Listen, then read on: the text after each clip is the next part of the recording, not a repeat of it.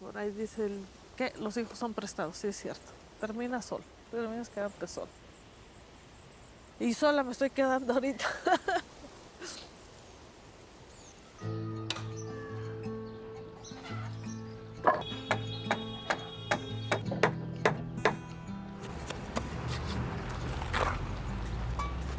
Ya, nada más seguimos con mi negocio. Como que pues, eso tiene que esperar. De modo que no va a tener yo hijos. Tú ya tienes hijos. No manches. Un hijo son muchas palabras, una palabra muy grande. No, nada más es de un hijo y ya.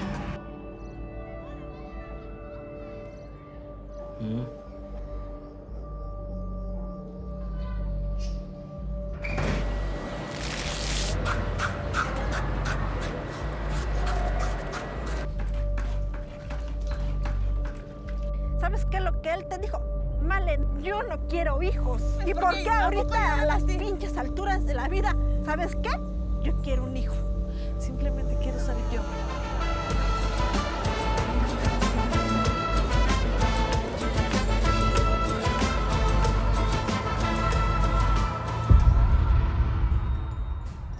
Es un momento mágico.